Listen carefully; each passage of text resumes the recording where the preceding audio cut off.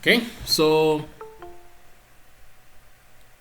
this morning we want to talk about, or we want to discuss a type of motion which I think people know by other words, called simple harmonic motion.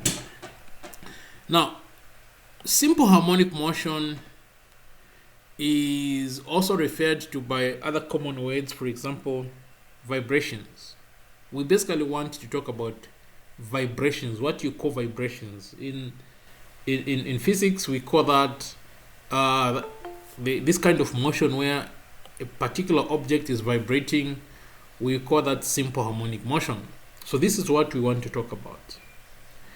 There are a couple of reasons why I want to do this. Okay, the first reason why we want to talk about vibrations is because vibrations are the reason why waves exist. For a wave to exist, there has to be a vibration, and that vibration is what causes a wave to start moving forward. So you can have you can have something vibrating, but if that vibration is connected to something else, then you end up having waves. The other reason why we want to talk about this kind of motion is because, apart from just the fact that vibrations are the source of waves, the other reason is we know that matter is made up of atoms, and these atoms don't just sit like that. They are usually vibrating about the position where they are. The amount of vibration which an atom, or the amount of vibration which a collection of atoms are undergoing, is related to how much temperature that particular object has. So when we talk about temperature, especially in these times when we have COVID and everybody's temperature is being measured so that we can see if you've got a fever or not, basically when we are measuring temperature, what we are trying to measure is what is the average vibration which your atoms are undergoing. So the vibrations, the size of the vibration is related to the temperature. Okay, the size of the vibration is related to the temperature. So if you have a good understanding of what vibrations are, then it becomes possible for us to explain what actually we mean when we talk about temperature, when we talk about all these energy associated with, when we talk about heat, when you talk about all these other things, energy which all the energy which these particular atoms have. Okay, so it opens up other avenues for us to explain other phenomena which we experience every day, and all that is related to vibrations. We mentioned that vibrations are the source of waves. One type of wave which we need and is critical to the way we live is light. Light, the light which you receive from the sun, the light which you receive from anything else, that is a type of wave. So if we are able to describe our vibrations, and we are also able to make a connection, clearly make a connection between how vibration cause waves, then we can proceed to start explaining other things like light, heat, and all this other stuff which we need. So all that thing, for us to be able to do that, we first need to start with vibrations and what happens when something is vibrating, and that is what you refer to as simple harmonic motion, and that is the subject for today's class. And possibly the class which we're going to have on Thursday. So simple harmonic motion You can call it simple harmonic motion, then it's abbreviated SHM. It is also called simple harmonic oscillations, SOH, or you can simply call it vibrations. Okay. Now, when it comes to this kind of motions where things are vibrating, there are many things. There are many things in physics which behave, which exhibit this kind of motion. Vibration. When something is vibrating, it's not really going, the position of this particular object which is vibrating doesn't change very much. But at least you know where you're going to find it, because when a particular object is vibrating, it seems to be vibrating about some location or some position. So it will move this side, it will move this side, it will move up and down, or it will move left, right. But if it moves this side, it tends to come back, go the other side, and stuff like that. So basically, that is the kind of thing we are talking about here. And we're going to explore this whole idea of vibrations using a mass which is attached to a spring. So you're going to have a mass attached to a spring, then you try to see what happens. And that is in the process of doing this is going to help us to be able to explain what we mean by simple harmonic motion, or what we mean by vibrations, and how do we actually describe these vibrations going forward. So yeah, with some objectives. One of them is you being able to describe what we mean by simple harmonic motion. The other one is something called periodic time, then something called frequency, and something called natural frequency, maximum velocity, and stuff like that for harmonic oscillator. When it comes to time, this is basically how much time it takes for your what we call an oscillator to vibrate. Then when it comes to frequency, basically frequency measures how often is this thing vibrating in a second. And of course, there's something called natural frequency, as we're going to see. Natural frequency is some kind of it's a kind of frequency you get from your oscillator due to the fact that this particular oscillator has got mass and other stuff like that. And of course, when your thing is vibrating, its position will be changing.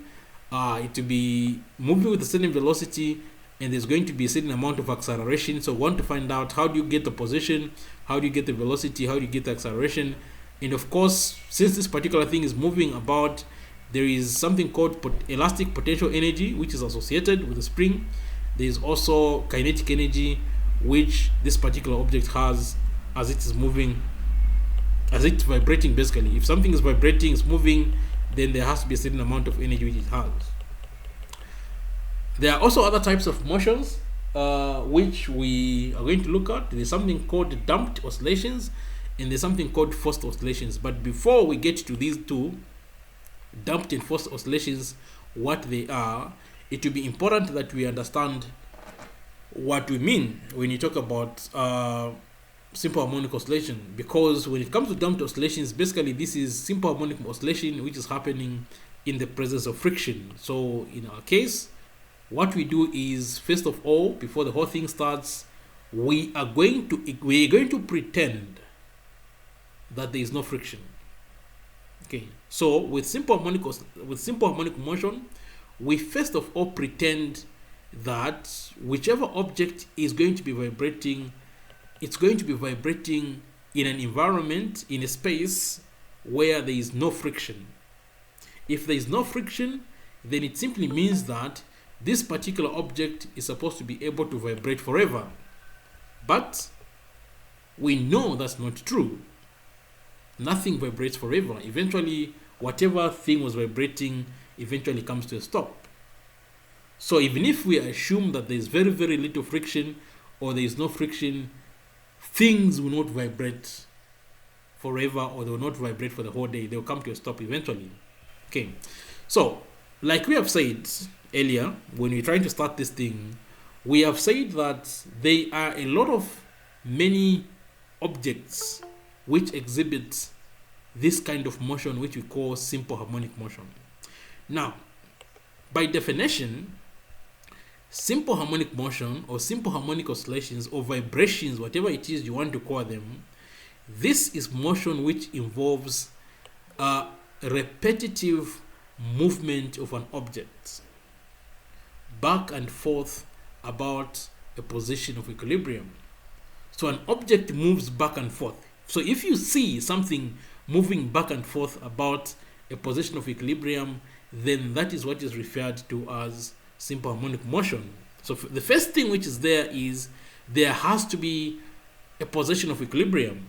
There has to be a position which this particular object likes to occupy if it's not disturbed. So if you've got an object and this particular object sits at a particular location, if you don't do anything, it just sits there, then it can spend the whole day in that particular position or location. Then that particular location is what is referred to as a position of equilibrium.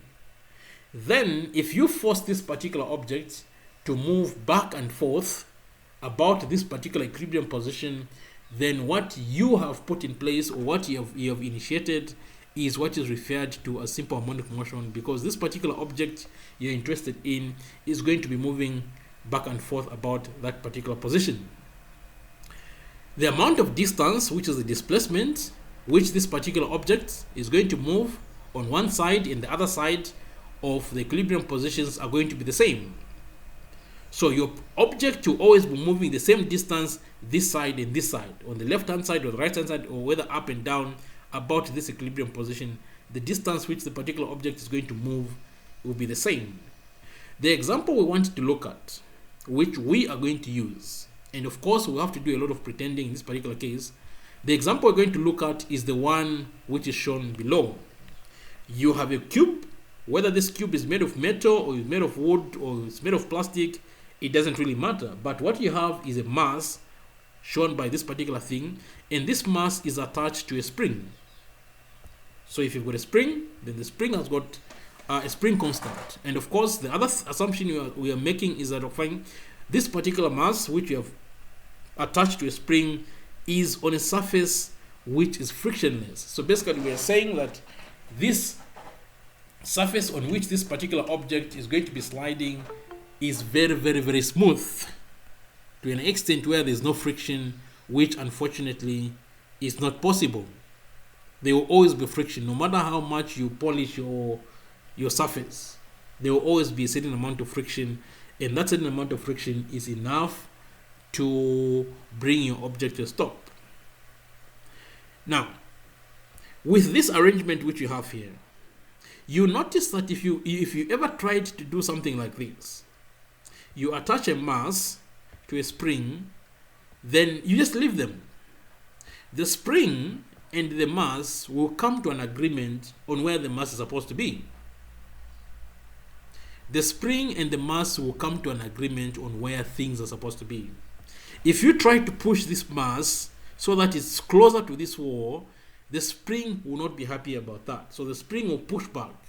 If you try to pull this mass this side or to the right hand side so that this particular mass is further away from the spring will also not be happy about that. So it will try to pull back the mass. Okay? So when you let them, the spring and the mass will come to an agreement on what is supposed to be the correct position which this particular mass is supposed to occupy. The position when the spring has talked to the mass and these two guys, they come to an agreement on where the mass is supposed to be, that position which is going to be occupied, that is what we refer to as an equilibrium position. Because in that particular position, the mass, if you don't do anything, the mass can spend the whole day, the whole week in that particular position, and nothing is going to happen. So when we are talking about simple harmonic oscillation, there is the idea of something called position of equilibrium. A position, and when we talk about equilibrium, basically we are referring to the fact that in this particular position, this particular object is going to be at rest. There will be no acceleration. It will not change its position. Any other position other than the equilibrium position will result in this particular object accelerating, meaning that its velocity and position are going to change. When the mass and the spring have done their little discussion and they have agreed on where the mass is supposed to be, then everything is going to be okay. So there's going to be a position where the mass is going to sit, and the spring is going to be happy about that. Anything else, any other position, the spring is not going to be happy. Either the spring will push against the mass or the spring will pull back the mass. So there has to be a position where this particular mass is going to sit. That is what we refer to as an equilibrium position. Now, at equilibrium, we decide to do the following. We mark the position of equilibrium with an X, and we say this X is going to represent the amount of extension. By how much has the spring been extended? So at this particular position where this particular mass is, we denote that position with an X, say X is equals to 0. We're simply saying the extension in this particular case is equals to 0. The extension of the spring in this on this particular position is equals to 0. Since our mass M is attached to a spring, when we decide to pull the mass in this direction, when we pull this particular mass in this direction, if you have any experience with the spring, you will notice that the spring is going to stretch. The reason why the spring is stretching is because there is a force with which you are pulling against the mass, this particular mass, and that force is what's causing the spring to stretch. The amount of force which you are pulling the spring with, and as you can see, the length of the spring increases. So if the length of the spring increases, then what is actually happening here is a deformation of length, which results in an increase in length of the spring. So for you to have a deformation, as when we were looking at introduction to deformation of solids in our last few weeks, we said that you can only have a deformation, and also the amount of deformation you have. One of the things the amount of deformation depends on is the amount of force which you apply on this particular object. So in this particular case, the extension or the increase in length of the spring, which is going to be experienced by this particular spring, depends on the amount of force which you have applied, the amount of force with which you are pulling this mass. Now that amount of force you're pulling with this mass can be obtained using Hooke's law. We know that the force is proportional to the extension. So the amount of extension from here up to there, this is going to be our X, our extension, the increase in length of the spring. So we multiply the increase in length of the spring times the spring constant K. That's going to give us this particular bit here, the F, which is causing the increase in length of the spring. Are we clear? So when you pull this mass, when you're pulling this mass from the equilibrium position, since the mass is attached to the spring, as you pull the mass, the position of the mass changes from here, it comes here, which is where it is here. The reason why the position has changed is because you have applied the force, F.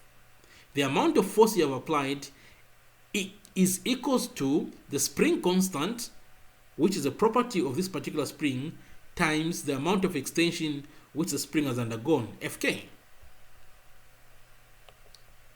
Are we clear?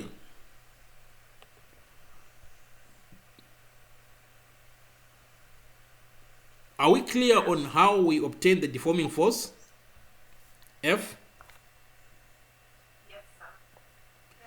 Now, when this happens, when you apply this force, this deforming force, F is equals to Kx. This F is equals to Kx is the force which is causing the spring to increase in length. Because the spring increases in length, the spring is not going to be happy about this. The reason why the spring is increasing in length is because we said that these things are made of atoms. So you are changing the shape of the spring. You're also probably changing the distance between some of these atoms which make up the spring. Okay? So inside the spring, there is going to be a force which is going to be set up, a restoring force. The purpose of this restoring force will be to try to undo the deformation which you have done, because when you pull this mass this side, which is attached to the spring, it results in an increase in length of the spring. So this particular force, F is equals to minus kx. The restoring force is going to be, you are pulling this mass in this direction, but there's going to be a force which is going to be set up in the spring, which will be pulling in this particular mass in the opposite direction. We have seen from Newton's third law of motion to say the restoring force is going to be equal in size to the deforming force. So basically means the size of the deforming force and the restoring force are going to be the same, but it's going to be acting in an opposite direction.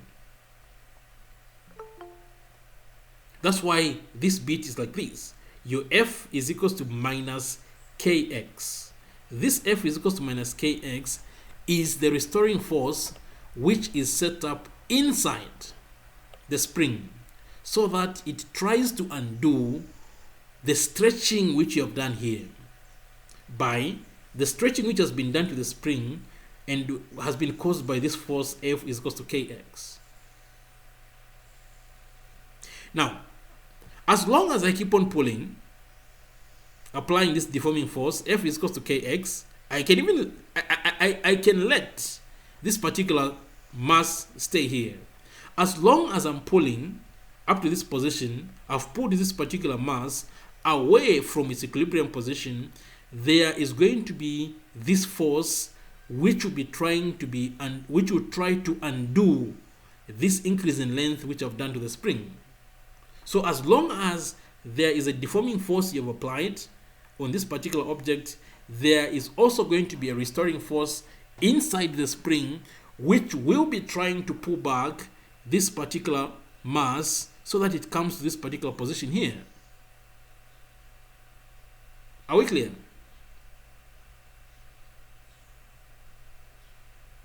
Yes. Yes. Now, if I stop pulling, okay, if I stop pulling this mass, which means that this particular force disappears. If I stop pulling, if I stop applying a deforming force, if I stop applying this deforming force, it does not mean that this force disappears.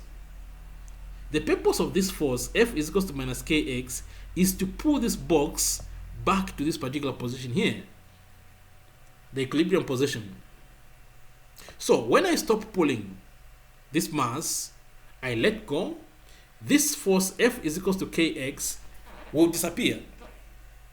So what's going to happen next is this particular mass is going to be pulled in this direction. So it will start approaching this position here. Now when it approaches this position here and comes to this particular point, this mass will not stop here. It will not stop here at the equilibrium position, but this particular mass will start going this side and it will start squeezing the spring.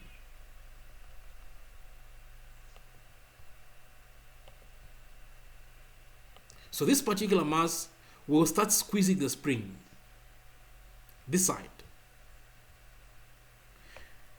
As it's squeezing the spring this side, the spring is not going to be happy about this. So the spring will start pushing back against the mass. As the spring is pushing back against the mass, which is squeezing the spring, eventually the mass will come to a stop this side. When it comes to a stop this side, because the mass has squeezed the spring will now start pushing the mass in this direction. Now the mass will not stop here again. The mass will overshoot, will go this side. Now as the mass goes this side, it will start stretching the spring again. Because the mass is now stretching the spring on this particular side, the spring is going to be unhappy about this. So it will start pulling back the mass. So as it starts pulling back the mass, because the mass is being pulled, you can imagine you are running or you're walking and someone is pulling you back. Eventually, this particular mass will stop this side for a short time. When it stops this side for a short time, there will be a restoring force which is going to be pulling back this particular mass. So this particular mass will get pulled back again. As it's being pulled back, it will reach its position here. It will not stop here. It will go to the other side again. It will start squeezing the spring again for the second time. As the spring is being squeezed, the spring is going to feel that I'm being squeezed. So the spring will start doing something about that. It will start pushing back against the mass. So as the spring is pushing back against the mass will slow down, eventually it will stop. After the mass stops for a bit, for a short amount of time, then the spring will push back the mass again. So there's going to be this motion of going of the spring pushing against the mass to this side, then the mass starts stretching the spring, then the spring starts pulling the mass this side. When it pulls the mass this side, it passes here, it goes to the other side, the mass starts squeezing the spring feels that it's being squeezed, then it decides this is too much, it will push back. While it starts pushing back, it will stop the mass this side, then it start pushing it back this side like that. So this mass will start moving like this. It will start going back and forth, back and forth. It will move to the left, it will move to the right, it will move to the left, it will move to the right, it will move to the left, it will move to the right like that. This thing is going to happen over and over again. That's why we call it a repetitive. We call it repetitive. This repetitive motion, repetitive movement of an object about an equilibrium position, back and forth about an equilibrium position, this is what we refer to as simple harmonic motion. And in essence, that is what a vibration is. When something is vibrating, it's moving about an equilibrium position back and forth like that. Are we clear? Yes. Now, the other thing I want you to be aware of is, remember, when this back and forth is happening, it's because we have let go of this particular force. We have removed the deforming force. When we remove the deforming force, the only force which is present is the restoring force. F is equal to minus kx. When we remove the deforming force, which we used to pull this mass from its equilibrium position, we remove it, so the deforming force disappears. The only force which is going to be present is the restoring force, and the restoring force is given by minus kx. It's minus because it's going to be doing the opposite of what the deforming force did, as much as they are going to have the same size of force. So what we have here is a movement where your mass goes this way, it gets pulled.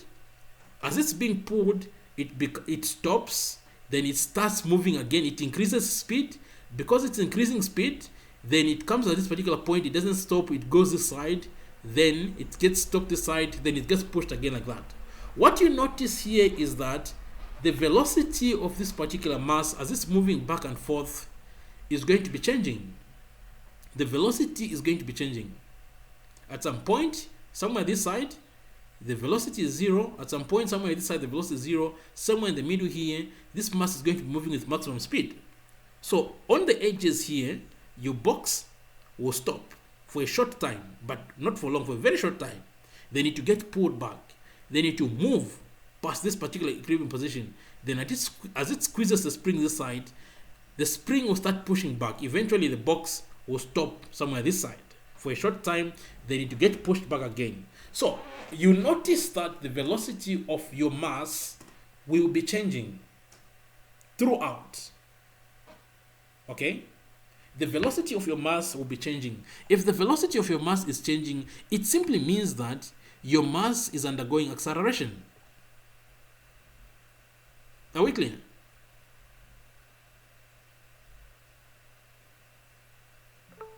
Is it clear?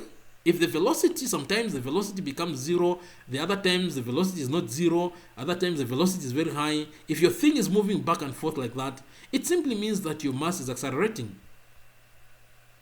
Because one, this particular mass is not at rest. It's moving.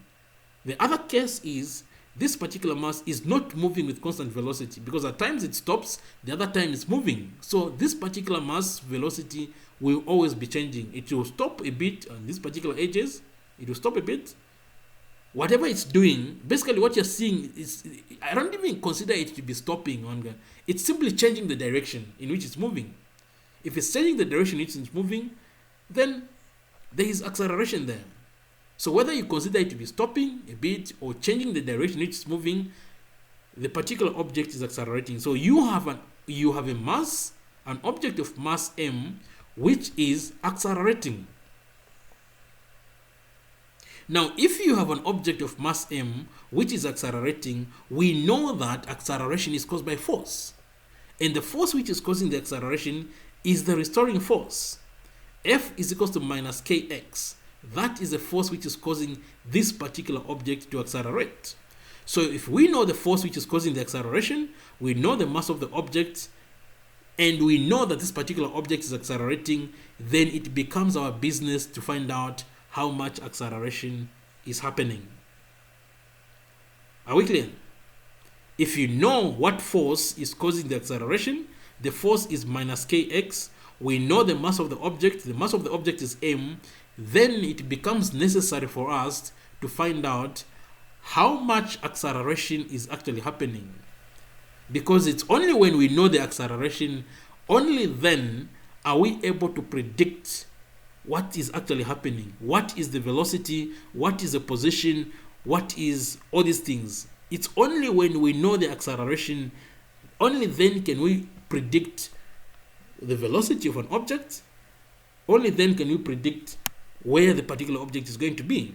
Otherwise, without having acceleration, it's not possible for you to predict what the velocity is going to be at a particular time. It's not possible for you to predict what position this particular object is going to be at. So with that information, we decide to write Newton's second law of motion as follows. F is equals to ma, where m is the mass of this particular object, a is the acceleration which this particular object is going to be undergoing, and F is the force which is causing the acceleration. So in this particular case, the force causing the acceleration is this one here. F is equals to minus kx. So when you do that, you put F is equals to minus kx here, you write minus kx. The reason why it's a minus is because this is a restoring force which opposes the deforming force. So F is equals to minus kx is equals to ma. So where k is the spring constant, so k is a property of the spring, x is the extension by how much this particular thing has been extended, then which is equals to m is the mass of the object which is going to be moving back and forth, then a is the acceleration. We are looking for the acceleration, so we're going to divide on both sides by m. So we divide by m this side, we divide by m that side. We're going to end up with a is equals to minus k, which is a spring constant, divided by the mass of the object multiplied by the acceleration. Now, there's a reason why we have written it like this: k divided by m. The k is the spring constant. The k will not change, because as long as we're using the same spring, the k will not change. The m is the mass of the object. As long as we're using the same mass, then the m will not change. So basically what we have here are two constants: the k from the spring, the m from the mass. If we divide the k and the m, what you end up having is something which doesn't change. So the k and the m, when we divide them, the k is from the spring. As long as we're using the same spring, the k remains the same. As long as we're using the same mass, the mass remains the same. Then we end up having some number. This k divided by m, it's some number which doesn't change. So what we are saying is the acceleration a is going to be equals to minus some number which will not change as long as we are using the same spring and the same mass, multiplied by the extension. The extension, in this particular case, the extension is in this direction. Our spring is extended in this direction. Are we clear? This is something you're supposed to notice from what the formula is saying. Saying if you extend your spring in this direction, the acceleration is going to be in the negative direction of the extension. The acceleration is going to be minus this number, k divided by mx. So whatever x is, if your x is in this direction, then the acceleration will be in the opposite direction. Are we clear?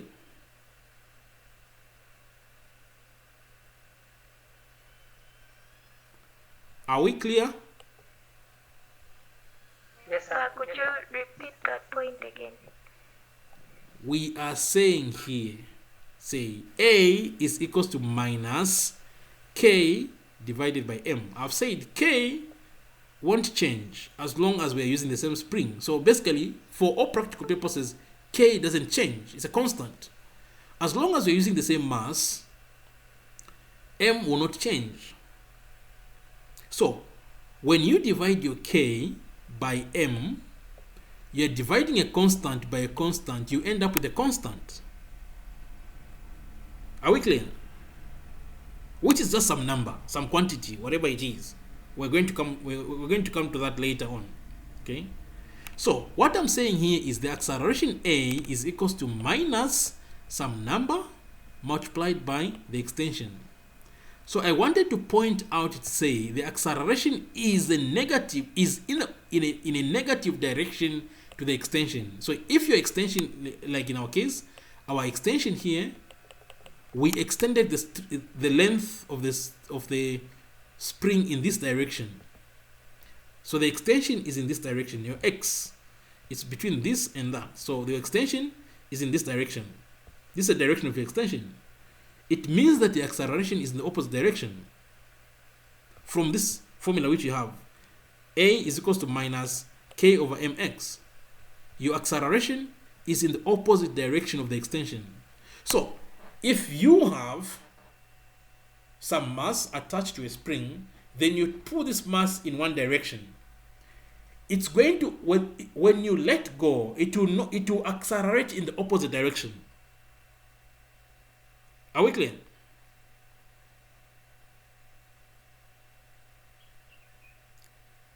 Is it clear? Yes. If you pull a mass, like in this case, in this direction, you pull it in this direction, that's the direction of the extension, the acceleration will be in the opposite direction to extension. So the increase in velocity of this mass will be in this particular opposite, this direction. Then, as it moves past this position, then it starts squeezing the spring this side. Then in that particular case, after it's finished squeezing, then it's going to be pushed in that other opposite direction. So basically, this expression here, A is equals to minus K over mx, gives you how much the acceleration is going to be. The acceleration depends on a number of things. It depends on your spring constant. It depends on the mass. So it depends on what kind of spring you're using. It depends on how much mass you have attached. It also depends on how much extension is there. For example, if the spring constant is high, is large, which means that your spring is what? It's tough, I think. Yeah, if your spring is tough, then the acceleration is going. If your spring is strong, let me say if your spring is strong, then the acceleration is going to be larger. If your mass is large, then the acceleration is going to be less. If your extension increases, then your acceleration is going to increase as well. Okay. So what we are seeing here is one, the acceleration of your mass of this particular object is going to be moving back and forth. It depends on a couple of things. It depends on this expression there. So once we know the acceleration, then things are good. Now, we return to this bit here. The k divided by m. This k divided by m is a constant. K divided by m is a constant, and normally what we do is we write it as omega squared. So when you write it as omega squared like that, then basically what you end up having is k divided by m is equals to omega squared, and therefore omega squared is equals to the square root of k divided by m.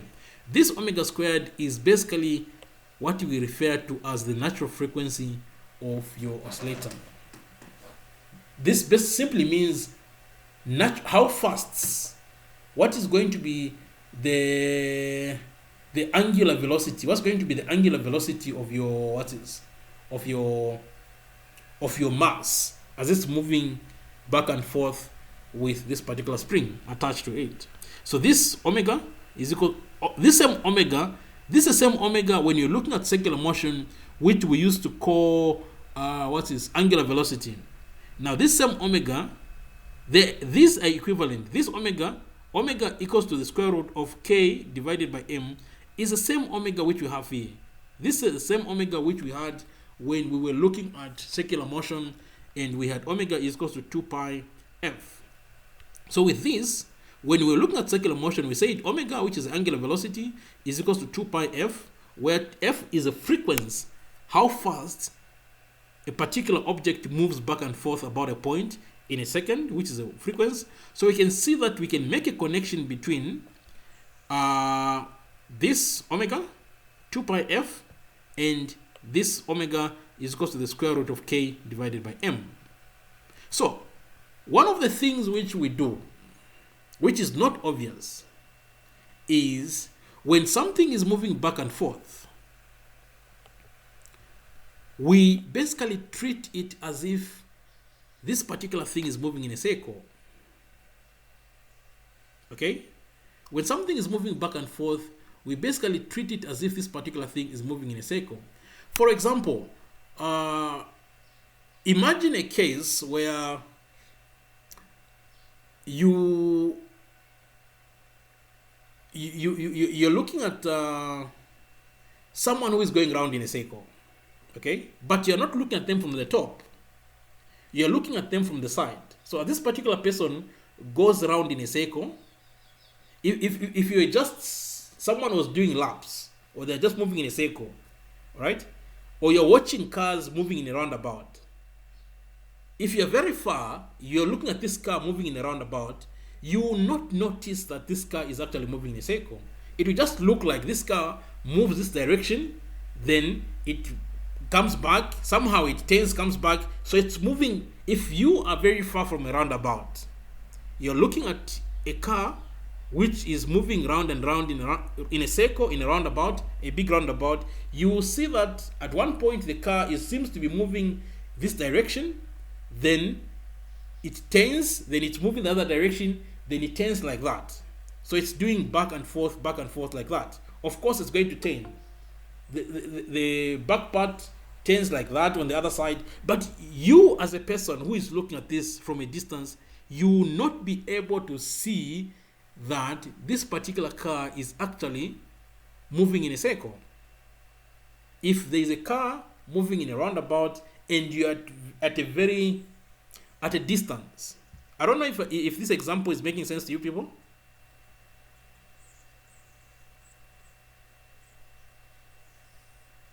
It is. It makes sense. Yeah. So if there is a roundabout, you are maybe a kilometer away, you can see a roundabout in a distance.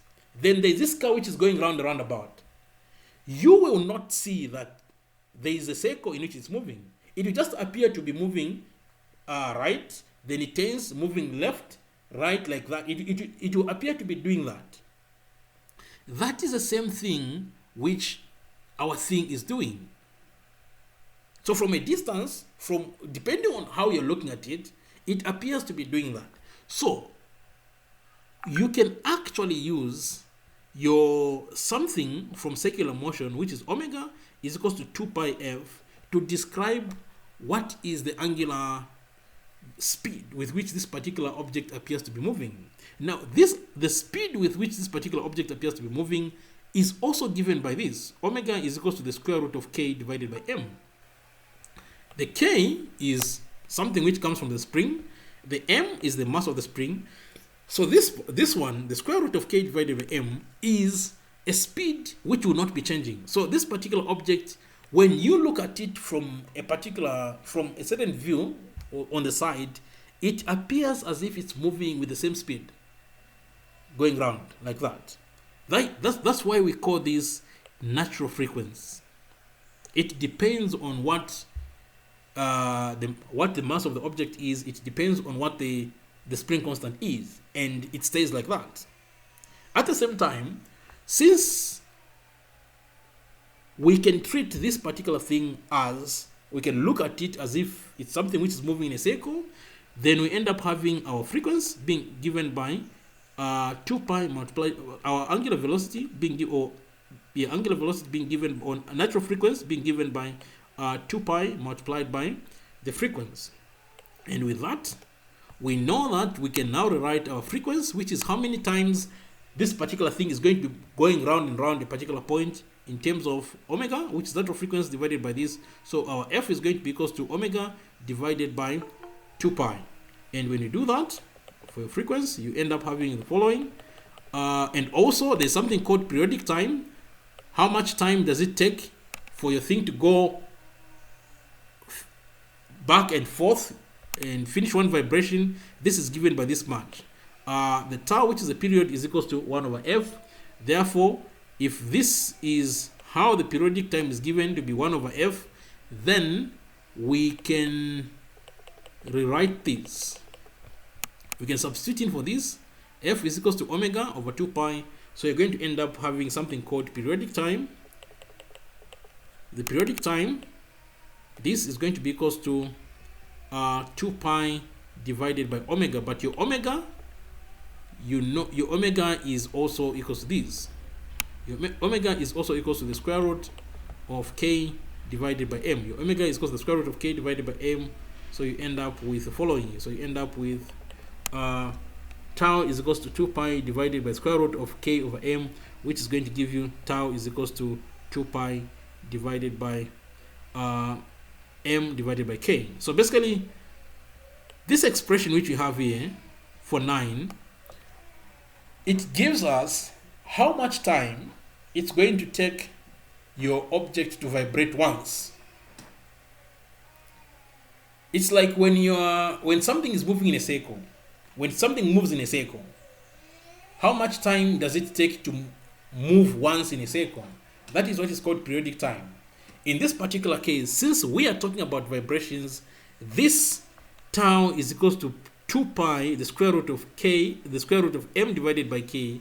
It gives us the amount of time which is required for our thing to vibrate once. If you know how much time it takes one vibration to happen, then you can find out using this expression. Tau is equals to 1 over f. You can find out using this expression how often, how fast is this particular thing vibrating. Are we clear? Yes. So the tau here, tau is equals to 2 pi multiplied by the square root of the mass of the object divided by the spring constant. It gives you the amount of time required for your mass to complete one vibration.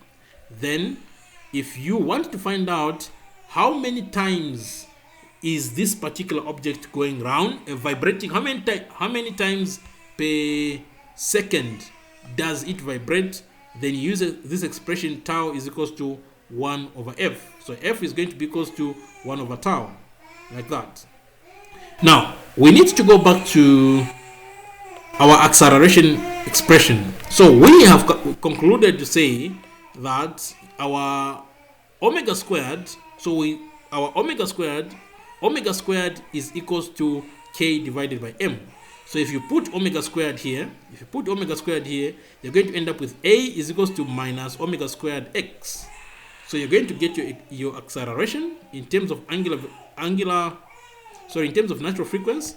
So your acceleration a is going to be equals to minus omega squared x. So this is the equation or the expression which gives you how much the acceleration is. Are we clear? This expression a is equals to minus omega squared x gives you how much the acceleration is. Are we clear up to this point?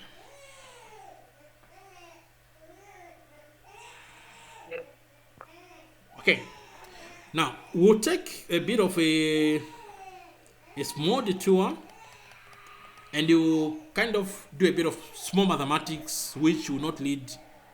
You can understand a bit, but yeah. Now, when you are talking about acceleration, then it becomes necessary for you to talk about velocity. It eventually becomes necessary for you to talk about the distance which this particular object has moved, or the displacement. Okay. So, in terms of your extension x, your velocity v is given by the extension divided by how much time it has taken to extend the thing. So basically, the distance, the increase in length, the extension divided by by the time which it has taken to do that. Then your acceleration can also be obtained by finding out what is the change in velocity divided by how much time it has taken. We know acceleration is equals to v minus u. Your v is the final velocity, your u is the initial velocity, so v minus u is simply the change in velocity divided by how much time it has taken. So in place of your v, if you put in place of your v, you decide to put that. So you end up having your acceleration being equals to the change in, again, the change in the position, then this delta t multiplies this delta t. So you're going to end up with these triangles are going to be squared. So you're going to have a triangle squared, then x, then delta t squared. Now, this is for a large change in position. Okay, this is for a large change in position. But if your change in position and your change in time becomes very small, mathematically, a small change in time and a small change in position, you write that as d. So basically, it becomes a derivative. Now, as you can see, if we do that, if these triangles become d's, because we are talking about a very small changes in x and small changes in t, so we end up having your acceleration a being equals to d squared x divided by dt squared. So basically, you have your x, you differentiate your x with respect to t once. So when you differentiate your x with respect to t once, you differentiate your position with respect to the time, you get your velocity the first time around. When you do the differentiation again, you get your acceleration. So basically, for you to get acceleration, you need to differentiate your position twice. Now, the question I wanted to ask is, have you done differentiation in your mathematics? Yes. Yeah. So basically, you can see that this is a second order derivative. So the first derivative, then this is a second derivative of x with respect to t. So that is basically what acceleration is. For you to get acceleration, you need to differentiate the position of this particular object with respect to the time. That will give you the velocity. Then you get the velocity, you differentiate it again. That's going to give you the acceleration. So if you're differentiating the velocity, it's the same as differentiating the position 2 times, one after the other. So when you do that, so basically what we have done here is we have found a way of expressing the acceleration in terms of the derivative of the position with respect to the time. So when you do this, so in place of a, you write this part here. So here, if you do that, you put your d squared x divided by dt squared. So you're going to end up with this. You're going to end up with d squared x divided by dt squared equals to minus omega x. Then if you get your minus omega x to the other side, you get your minus omega x to the other side like this, you end up with d squared x divided by dt squared plus omega x equals to 0. Now, what you end up forming when you do this is something called a differential equation. Now, this is some advanced mathematics. So the only thing I'm going to do is I'm going to give the answer to this equation which you have here, which you have formed because of what you've been doing here. D squared x divided by dt squared plus omega x squared. This is what is called a differential equation, and since we are not in an advanced mathematics class, the answer to this is an expression of x which looks like this. So you're going to end up with having x is equals to x naught cos omega, x naught cos inside omega t plus this bit here epsilon. So this is what you end up with in this particular case. Now, what this simply is, how do you know that this is an answer to this particular expression? Well, if this is an answer to this particular expression, what you do is you get your x, this x, you put it here. So when you get your x, you put it here. Okay, you get your x, you put it there. You're going to end up with x naught cos then inside omega t plus this, you put what your x here there. Then you get your x, this one, you differentiate it twice with respect to t. Whatever you get, you put it here. So you get your x, this x, you differentiate it 2 times. Then whatever you're going to get after differentiating 2 times, you put it here. When you put it here, the answer, so whatever you're going to get after differentiating 2 times, you put it here, plus what you have here, the answer should give you 0. And this particular expression tends to do that. So, what does this tell us? This is telling us the x is your extension. It's telling you how much your mass is going to be extended based on some special type of mass multiplied by the cosine of this natural frequency omega multiplied by t plus this bit.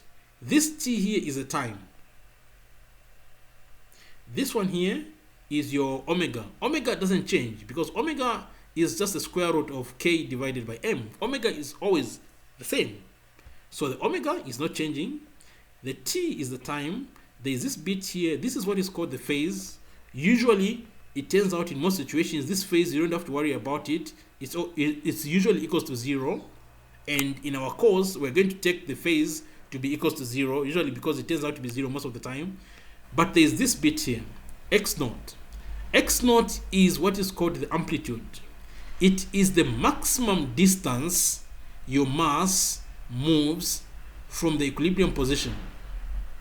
From here, the maximum value away from the equilibrium position of your mass, that is your x naught.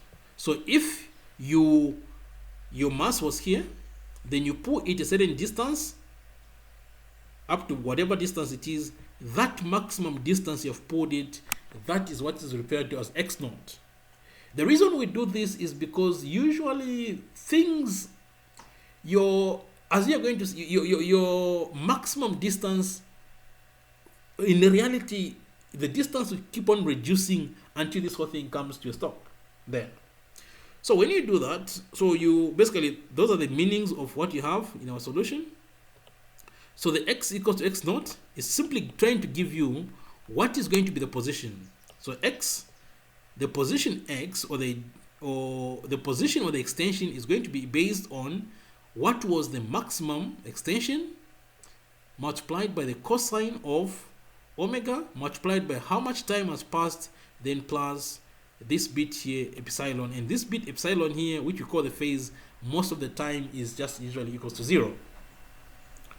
So this is the answer to, this is how you're going to get your position, your x.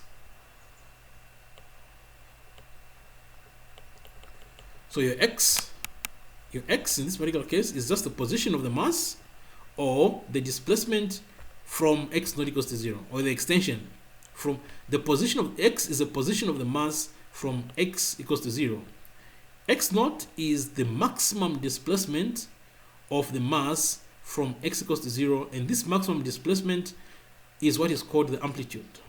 Then omega, we have seen omega is equals to the square root of k divided by m. This is what is referred to as the natural frequency, and the epsilon, this one here, is what is called the phase, and usually for most cases you can simply take the phase to be equals to 0. So basically that phase most of the time is not there, and we just ignore it.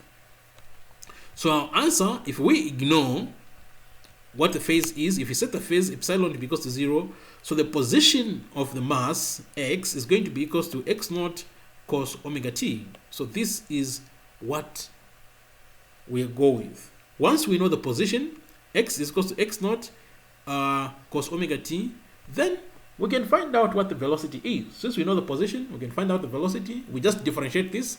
You differentiate dx dt is going to give you the velocity. If you differentiate cos, you're going to get minus sine. Then, so here, if you differentiate this, so dx dt, that's going to be, this is a constant, so it's out. Then you differentiate your cos, you're going to get minus sine omega t. Then you differentiate the omega t here, you're going to get omega. So you're going to end up with velocity v is equals to minus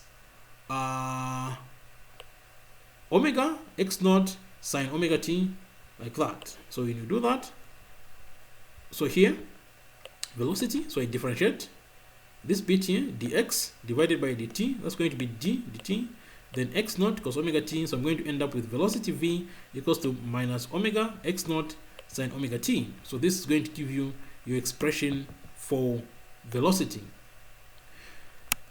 This bit here, this is when our object is sliding back and forth on a floor. However, sometimes it's also possible that you can hang a spring. You can hang your spring to the roof, or you can hang your spring to on a clamp. If you do that, so the direction in which the spring is moving has changed. The only thing you do is simply change your x, and it becomes y. So you end up having y is equals to y naught cos omega t. That's all you end up doing. So the answer which we have for the position being x is equals to x naught cos omega t, this works along the x-axis. If you want to find out what the position is along the y-axis, you simply change your x, it becomes y, then you end up having y is equals to y naught cos omega t, and everything else stays the same. Are we clear? Yes, sir. So now that we have the position, x is equals to x naught cos omega t, if you differentiate the position with respect to time over a very short, so we are doing this over a very short period of time, then the velocity v is going to be equals to d dt x naught cos omega t. So you differentiate, so this is a constant, so it remains here. Then this cos, differentiate cos, you end up with sine. Then you differentiate the stuff inside here, you end up with minus sine. That's why the minus here, minus sine. Then you omega t, then you differentiate the omega t, you end up with omega, and that's what you have here. So you end up having velocity being equals to minus omega x naught sine omega t. So this is your velocity. If you differentiate the velocity again, if you differentiate the velocity,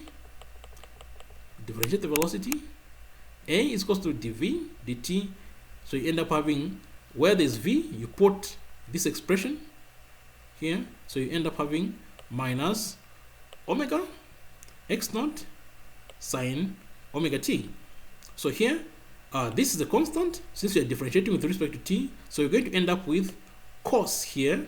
That's what you end up having here, cos omega t. Then you multiply, you differentiate the omega t, it's going to produce a w, an omega, which you're going to multiply with this. So you're going to end up with a is equals to minus omega squared x naught, then cos omega t. Now, it looks like we have two different expressions of acceleration. When we started, we said acceleration can be written as follows, like this.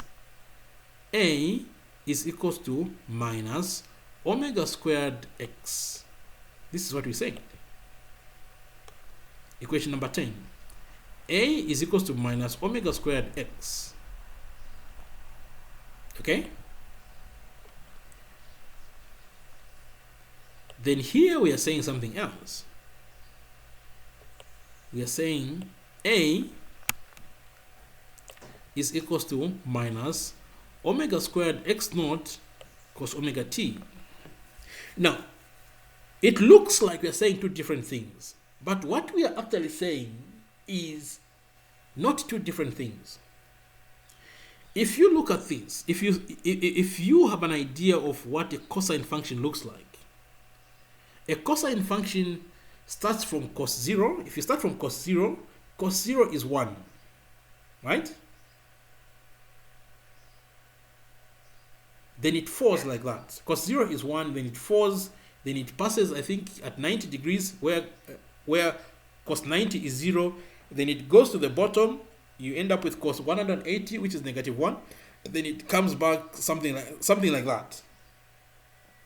Okay? So, this bit here, this cos omega t, is telling you, say, actually, in this particular problem, okay, in this particular problem, the acceleration, yes, there is acceleration, but the acceleration is not the same. The acceleration depends on the time. Are we clear? The acceleration depends on the time. Depending on what the time is, then this cosine thing is going to have a different value. But what we know is a cosine function will have a maximum value of 1. That's what we know. A cosine function will have a maximum value of 1. So if cos omega t has got a maximum value, which is 1, then things look like, okay, we are actually not different. If this whole thing here, cos omega t, becomes equals to 1, then our acceleration a becomes minus omega squared x naught. It becomes this, minus omega squared x naught, which is equation number 20 here, which is the same as equation number 10. Which is the same as 10 here. A is equals to minus omega squared x. So, equation 10 gives you an expression for finding maximum acceleration. Are we clear? Equation 10 is how you find the maximum acceleration.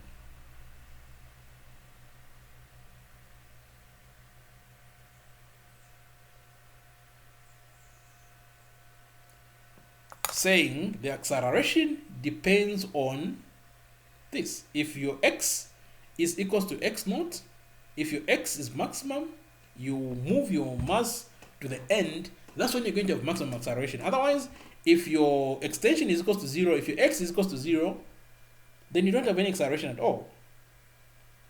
If your x is equals to 0, there is no acceleration. And that ties in with what you've been saying, to say, if your mass is at equilibrium, if your mass, your x is equals to 0 here, if your mass is here, when x is equals to 0, your mass is here, your mass is not going to undergo acceleration.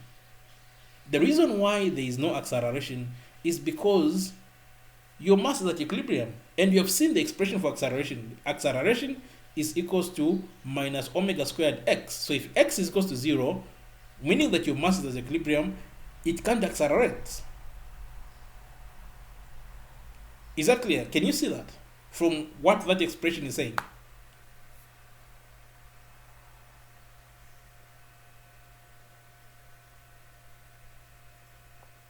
Yes, sir. It's clear. Yeah. So it looks like here, when your mass is here at x equals to 0, there is no acceleration. So basically, in the center here, there is no acceleration. At equilibrium, there is no acceleration. But if we increase x, it becomes x naught, this particular edge, then we are being told the acceleration is going to be maximum. The acceleration is going to be maximum at the end here, and at the end there. And what happens at the end here, it looks like I said, it looks like when your when your mass is going this side, what we see happening with the spring is that the spring begins to stretch, right? As the spring is stretching, the spring will not like the stretching, so the spring starts pulling back the mass. Eventually, it appears as if the mass comes to a stop.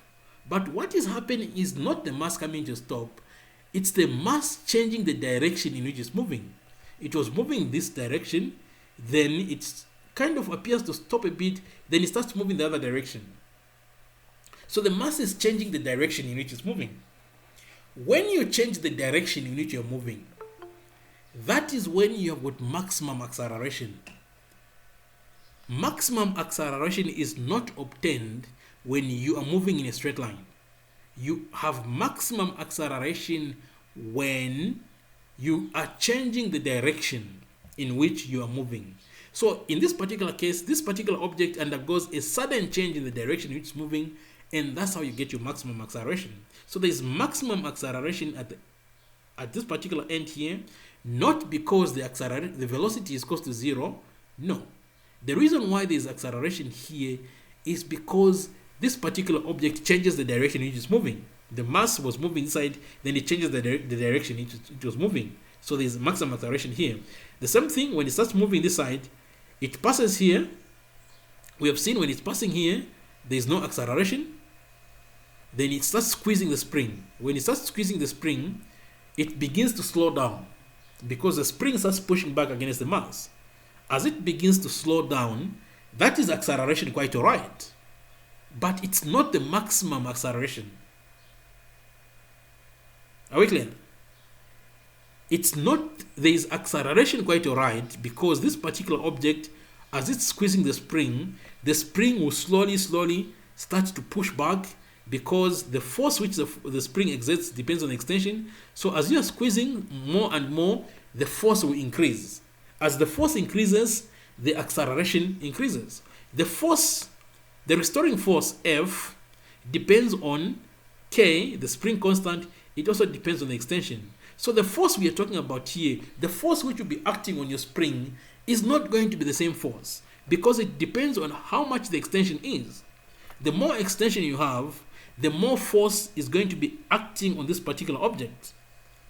So when you have the most extension or the most compression of the spring, that's when you've got the most force acting.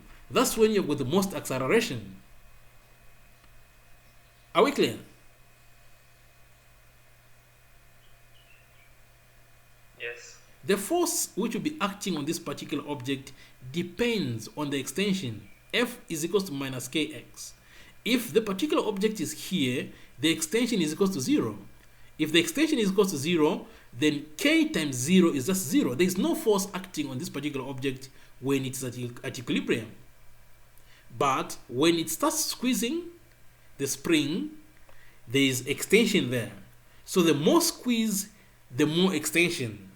In this case, the final length, because the final length of the spring will be smaller than the original length. So basically what you're having here is a compression. So the more the spring gets compressed, the more the restoring force.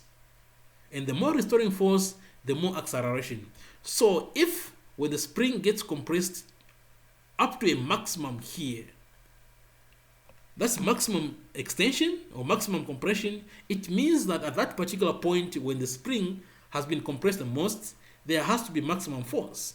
And we have seen from Newton's law of motion, second law of motion, F is equals to minus ma.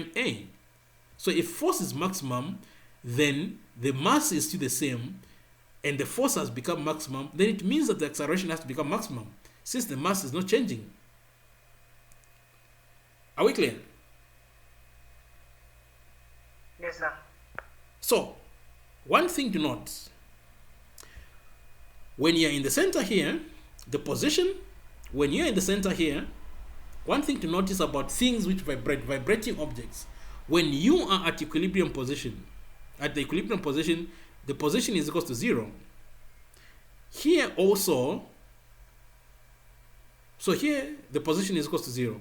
When you stretch or compress your mass to a maximum displacement or the amplitude, This is where you're going to have your maximum acceleration. You're going to have your maximum acceleration here. You're going to have your maximum acceleration somewhere here. But at the same time, when you're having your maximum acceleration, the velocity at that point when you're having maximum acceleration, your velocity will become 0. So where does the acceleration come from? The acceleration is coming from the fact that this particular object is changing the direction in which it moves. It was moving this way, then for a short time it stops, but as it stops, it's also changing the direction in which it's moving. So at this particular point where the object appears to stop a bit, yes, the velocity for that particular time is equal to 0, but acceleration is coming from the fact that this particular object is changing the direction in which it's moving. So at this particular point, this side, you're going to have 0 velocity, but you're going to have maximum acceleration because this particular object will change the velocity, the direction in which it's moving. After having 0 velocity here, then the velocity will start to increase. So if there is 0 velocity this side, the velocity begins to increase. Then it comes this side, it squeezes the spring this side, then the velocity becomes 0 here. So if this side the velocity is 0, then this side the velocity is 0, then where is the velocity maximum? The velocity is going to be maximum here at the equilibrium position. So the mass is going to pass through the equilibrium position with maximum velocity. Are we clear? As it stops this side, then it starts being pulled by the spring, it will start gaining velocity. It will start gaining velocity and it will pass through here with maximum velocity. Then as it starts squeezing the spring will start pushing back. So your mass will start slowing down until it comes to a stop momentarily this side. So it will end up having maximum acceleration here, but 0 velocity here. Then it will be pushed back again like this. It will pass through here with maximum velocity. Then as it goes this side, it starts stretching the spring starts pulling the mass. Then the more stretch, the more the spring pulls back. Eventually this mass will come to a stop this side. When it comes to stop this side, the velocity will be 0 here, but the acceleration will be maximum. Then it will start being pulled again like that. So basically this is how this whole thing happens, this back and forth thing, how it happens like that. There is always acceleration. The issue is sometimes the acceleration is 0, especially at the equilibrium position. As you move further away from the equilibrium position, the acceleration begins to increase. So it accelerates more as you move away from equilibrium position, whether it's slowing down. On this side, the object will be slowing down. On the other side, as it goes that way, the object will be slowing down faster and faster until it comes to stop this side. So when it's going this side, the velocity will reduce. When it approaches this, the velocity increases. It goes other side, the velocity will reduce until it comes to a stop. So that's how this whole back and forth motion will be happening.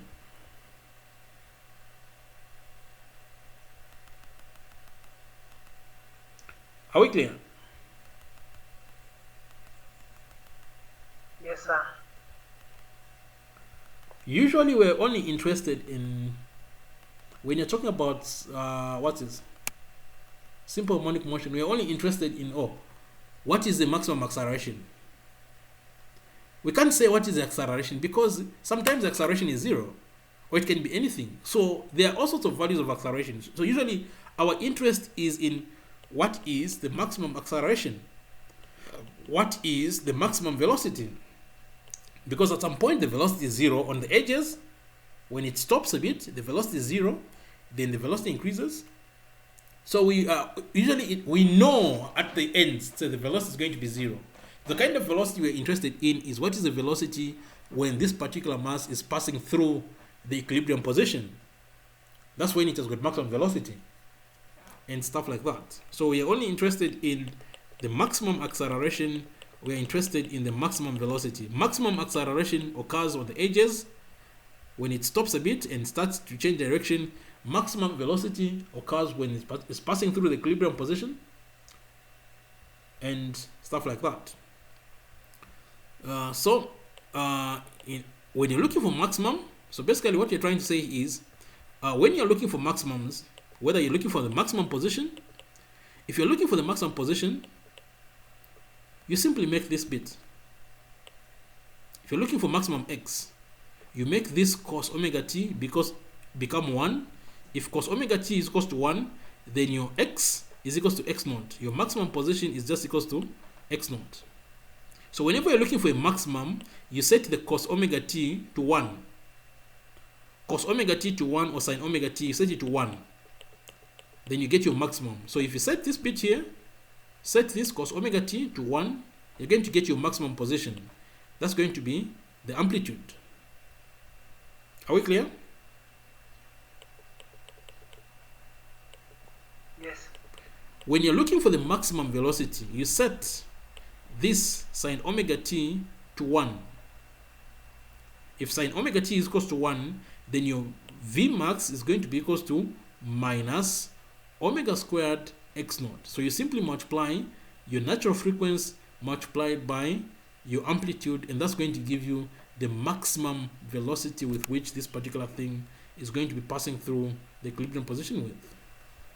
If you want the maximum acceleration, you simply set the cos omega t to 1. So your maximum acceleration A is going to be equals to minus omega squared x naught. Here.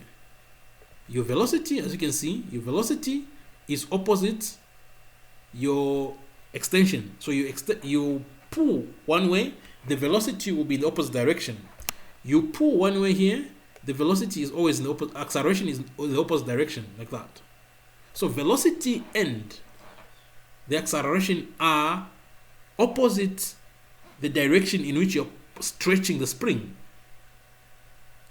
If you compress your spring, if you compress your spring this way, if I compress my spring this way, this is the direction of the extension. Then after I finish compressing this way, this object will move in the opposite direction. The velocity will increase in the opposite direction, the acceleration will be in the opposite direction. That's what those expressions are showing us. If I pull the spring in this way, then this is the direction of the extension, then this particular mass will move in the opposite direction, the velocity will increase in the opposite direction, like that. Are we clear? This kind of motion which behaves like this is what we refer to as simple harmonic motion, or simply what we refer to as vibrations. So here we are saying your maximum position is going to be x naught, or your maximum height is going to be y naught. Your maximum velocity is going to be simply minus omega x naught. Your maximum acceleration is just simply going to be minus omega squared x naught. So that's what you're going to have as your maximums. Any question?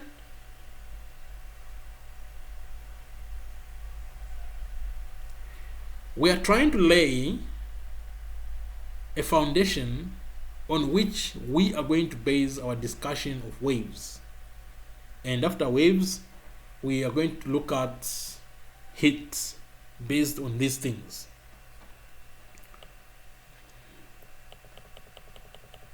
Next comes the following: the energy of a simple harmonic oscillator. Now, when you stretch something, for example, if you've got a catapult, but again, if you've got a catapult, you put a stone in your catapult, then you stretch your catapult. What you are doing when you're stretching your catapult is you are storing energy in the rubber bands. I want you to hear this very, very clearly. Hence the reason why we're talking about elastic deformation. When you deform something, for example, elastic bands, okay? Elastic bands. When you stretch the elastic bands, they increase in length. Whether they are elastic bands or catapult bands, the rubber bands, they increase in length. What happens is that when you let go, after you've increased in length, whatever stone was in the catapult will move with a certain amount of speed. However, if you put a stone in the catapults, then you don't stretch the rubber bands, then you let go, nothing happens to the stone. It doesn't move away with a certain speed. Have you noticed this? Have you tried catapults, stuff like that? A lot. Yes. Yes. So this should be very clear to you to say, if you put a stone in your catapult, then you don't stretch your catapult, that stone will not move away with a certain velocity. But if you stretch your catapult, then you let go, that stone tends to move with a certain speed from your catapult away from you. So what you're actually doing is, when you are stretching your catapult, what you're doing is you are performing work, because you're pulling and your bands are going to increase by a certain amount of length as you are pulling them, right? You're pulling, you're applying a force, then this particular force you're applying increases the length of your bands by a certain amount of length. So the force you have applied times the increase in length of your rubber band, that is equals to how much work you've done. This is how much work you've done on the rubber bands. And this work you've done, if you recall from what we learned last time around, in the first time, we said that when you are performing work, you are simply storing energy. So when you stretch your rubber bands, when you decide to stretch your rubber bands for the catapult, what you're doing is you are storing a form of energy called elastic potential energy in the bands. Are we clear? It is this elastic potential energy in the bands, when you let go of the rubber bands, which is transformed from elastic potential energy. It is this one which is transformed into kinetic energy. So the energy which was stored in the bands, since the bands will not be happy about having this energy, they transfer that energy into the stone, which is in your catapult. And that's why the stone in your catapult moves off, and that's how catapult works.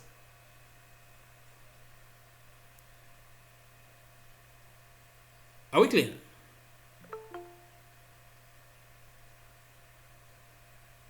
Yes. So the elastic potential energy which was stored in the bands is converted into kinetic energy, which is used by the stone. Similarly, when you stretch a spring,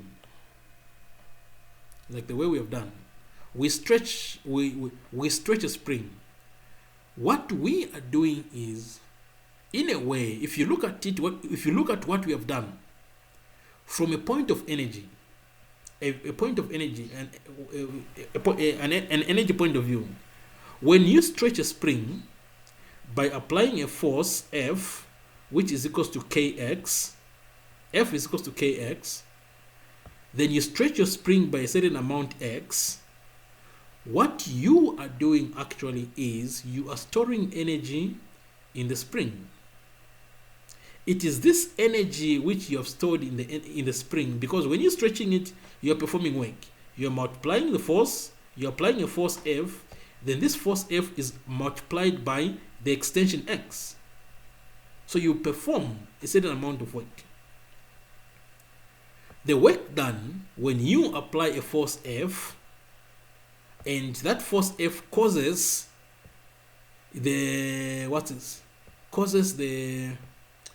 this thing to extend, is in this particular case given by the following expression, which is equals to how much energy is stored. Hence our talk about energy, to say when you stretch something, you are actually storing energy in that particular thing. Here, the amount of energy, which is the elastic potential energy, the total amount of energy when you stretch your spring, then this mass moves from its equilibrium position to by a certain amplitude, the amount of total elastic potential energy which is going to be stored is going to be equals to half then the force multiplied by x naught. Now, the reason why it's like this, it's not just fx naught. The reason why it's like this is because when you make a plot of force times extension, it actually turns out to be a triangle. When you plot how much force you're applying times what the extension is, what you get is a triangle. So the amount of energy which has been stored in the elastic bands is simply the area under the triangle, and the area of a triangle is given by half then the height and the base. The height is going to be the force you have applied, the base is going to be the extension. So that's why we have this. The total amount of elastic potential energy which is going to be stored in the bands in the elastic in the spring is going to be equals to half the deforming force you have applied multiplied by the amplitude. Now we know that deforming force F is equals to kx, so we end up having half then kx naught multiplied by x naught, so we end up having the following, end up having equals to half kx naught squared. So this is how much energy will be stored in the spring. When you stretch your spring, the amount of energy which is going to be stored in your spring, the amount of total energy which is going to be stored in your spring is going to be equals to half k x naught squared. Equation number 24. Are we clear?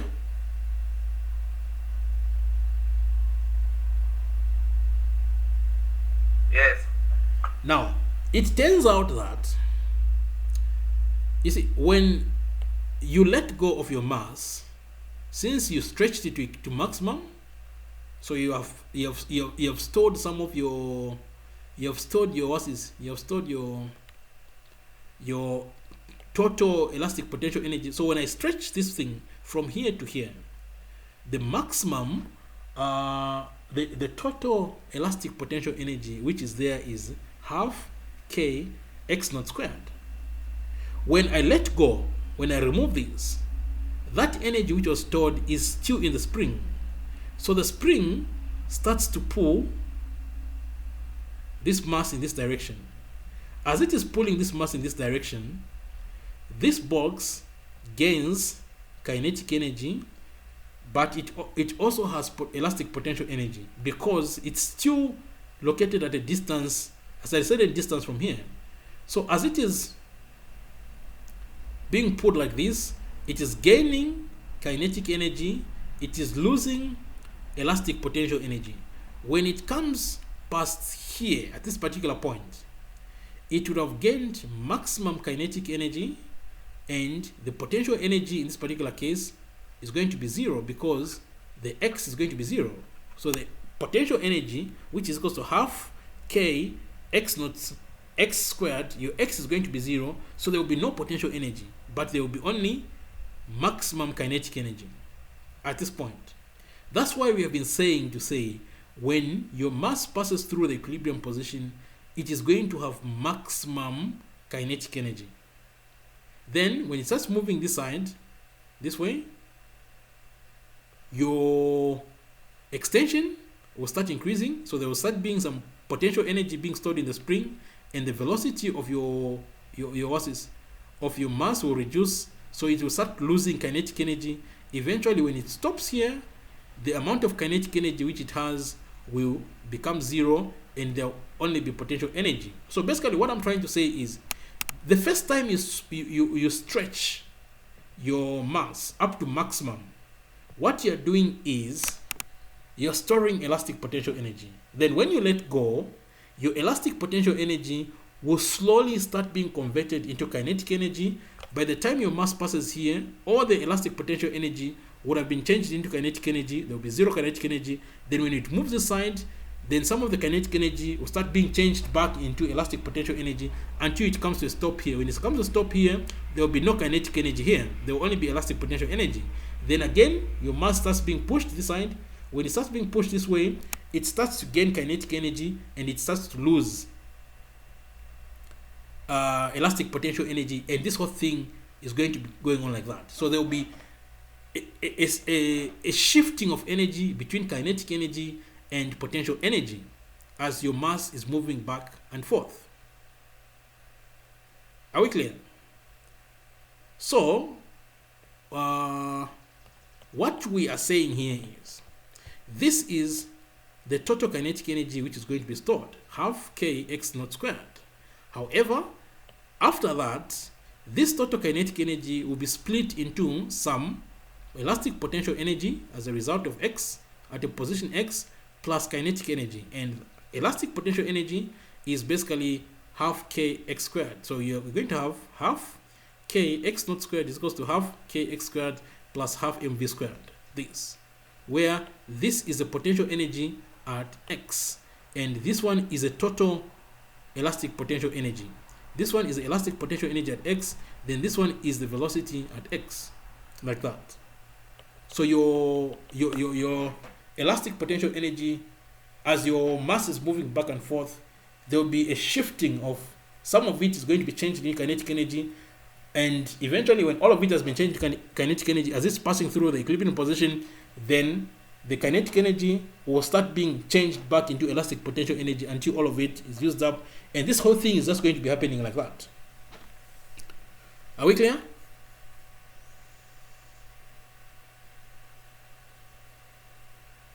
Yes. So as you can see, there is a half here, this side, there's a half here, there's a half here. So we can cancel out the halves. When you cancel out the halves, we're going to remain with k x naught squared is equal to kx squared plus mv squared. We want to find out what the velocity is going to be.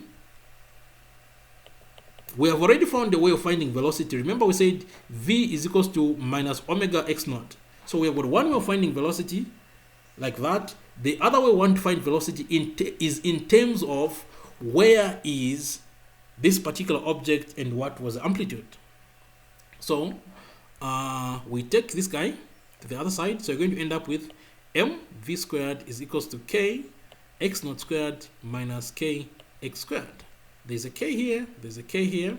We factor out the k, we end up having mv squared is equals to k open bracket x naught squared minus x squared. Then we divide both sides by m, we end up having v squared is equals to k over m, which is what you have here. Then x naught squared minus x squared.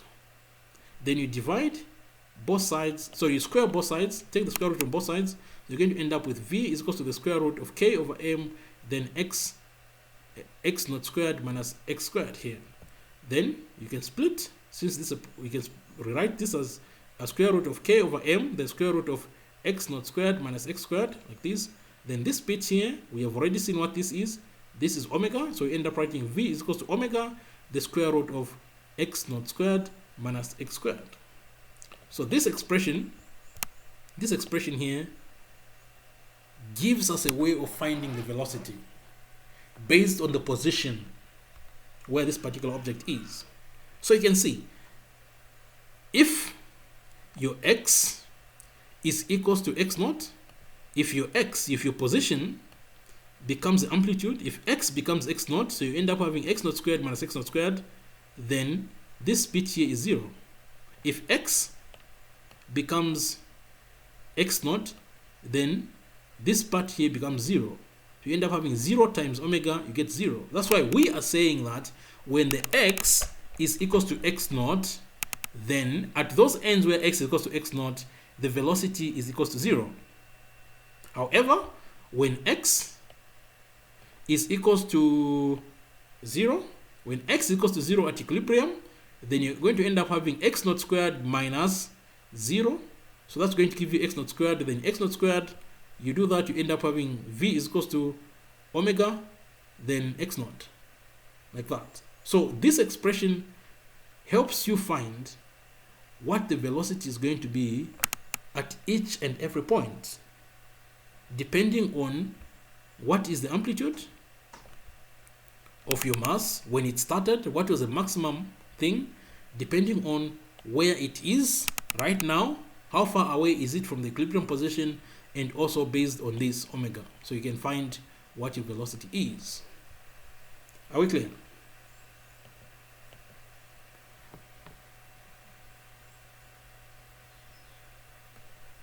Are we clear?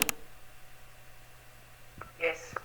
Okay. I was told there was a counselor was supposed to talk to us. Has she managed to do that? I'm here, sir. I'm waiting for your class to. Okay. So we are now at 12:50. So there's 10 minutes. I think 10 minutes is sufficient for you to talk to us. I will stop the presentation. Yes, Yeah. So please go yes, ahead. yes. Yeah. Thank you so much. You're welcome. I hope you enjoyed the class. Thank you very much. I enjoyed the last few minutes of the class. Okay. No problem. My name is Mrs. Chola. Yes. I'm one of the student counselors, and I have some colleagues who will be coming in. I think I'll ask them to introduce themselves as they come to talk to you. We're doing a little bit of a motivational talk just to make you aware of the student counselor office and some things that we do. So, like I said, I'm Mrs. Chola, and we just want to first of all open the student counselor office. It has always been open, but just to let you people know that you are free to talk to any counselor for any issues, academic, social, career, mental health issues. We are open, and it's just that we are not open physically, but as soon as you open physically, you'll be able to talk to a counselor who will be available at your campus. Okay. I'm going to just present now, if that's all right.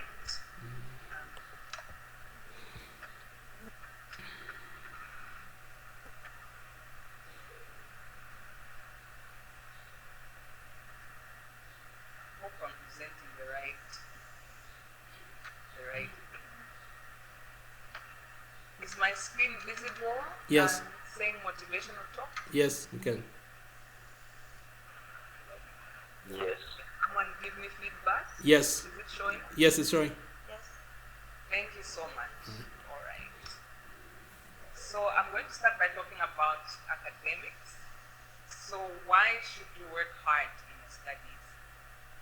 First of all, there are rewards that come from working hard. Outstanding academic performance can sometimes lead to rewards like students being linked to organizations willing to hire students to perform more.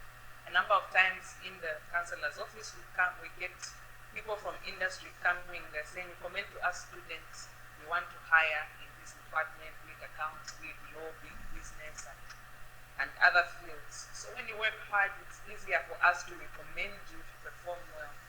But also, studying hard can lead to financial scholarships when you are done for higher, studies and postgraduate studies.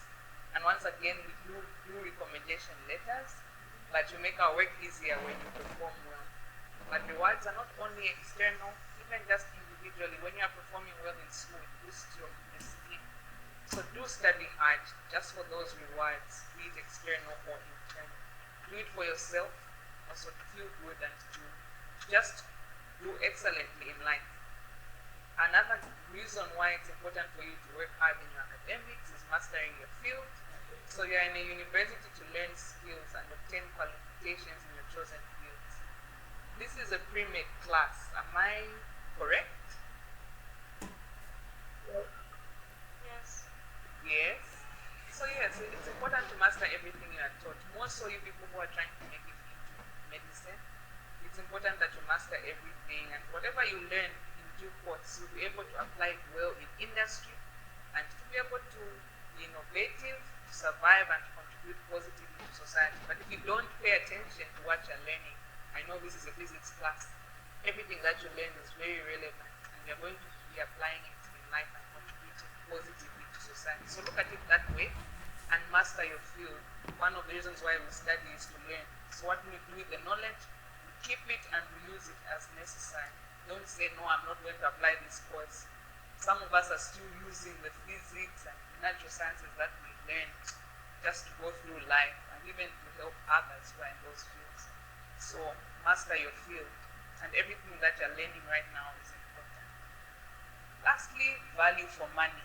You are not studying for free. who are paying for you to do your studies. Not everyone has this opportunity, so take advantage of it.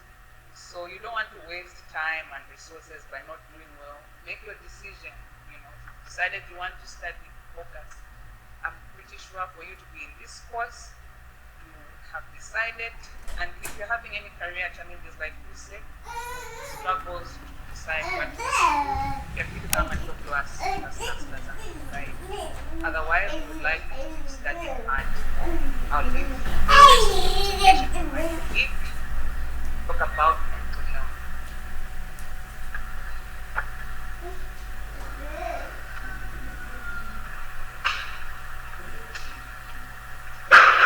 Good afternoon.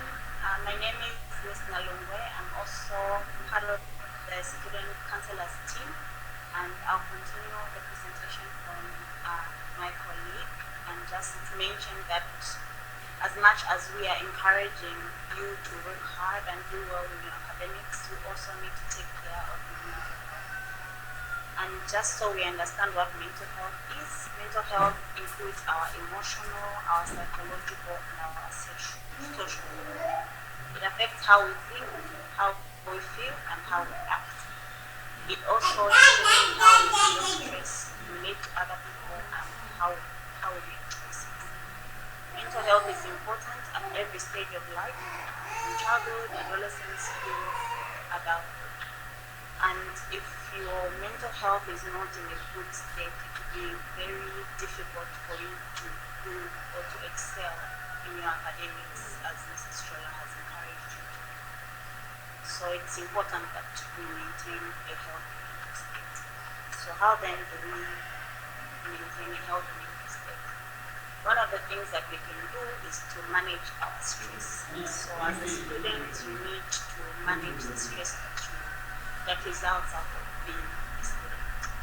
One of the things that you can do is to plan how you schedule your coursework and include time for relaxation. In planning how your coursework, if for example you're taking, let's say, 6 courses, try to schedule the work that you're doing for each of those courses. And if you have received assignments in those courses, make sure that you are allocating time for research to work on your assignments, and also time to study for the exams as you prepare for exams. So if, for example, the deadlines are consecutive, try to time yourself, pace yourself, and hand in the assignments in good time instead of handing them on the day that they are due, so that you leave time to work on the other assignments that are also due probably the same time. Another thing that you do aside from managing your stress in maintaining a healthy mental state is to have a self-care. A conscious effort to engage in activities that promote your physical, the emotional, and the mental well-being. It involves ensuring that you're taking time to engage in fun activities, so you're not only always studying, but you're also doing other things. Let's say, for example, listening to music or watching a comedy once, eating healthy, balanced meals, that's that you are promoting your physical health, and also involving yourself in physical exercise. So we mentioned physical exercise here because it's not only important in maintaining a fit body, but it's also important for your mental health in that it includes your mood when you exercise. I think your PMPH students so may have come to an understanding of your biological state, that in our body we already have natural antidepressants, but when we exercise, more of these natural antidepressants are released. So therefore, two good hormones mostly. And then you also need to ensure that you're getting sufficient sleep and relaxation techniques are a lot out there. There are also some that you can find on the internet. Use your phone to just play an app or use an app for relaxation that suits you. One of those might be breathing for relaxation or meditation, but we can explore relaxation further. If you come in person, you can talk, or you can maybe engage with the person how you can engage in relaxation techniques. So one more thing that you can do to maintain a healthy mental state is that when you feel overwhelmed, there are times in your life, academic life or in your personal life, when things get overwhelming. So when you're faced with a challenge that you cannot handle on your own, you can reach out to the student counselor's office, and we are open to provide support for you for any challenge that you may be going through. We also have a UNILUS open safe space. A UNILUS safe space where students help one another and help each other with challenges. So there are student counselors that are peer counselors that are within those safe spaces that can help you. And if those peer counselors are able to handle a challenge, they are free to refer you to the student counselor. But you can also come directly to us. Hello? Extra curricular. Come on. So in maintaining your academic excellence and also maintaining your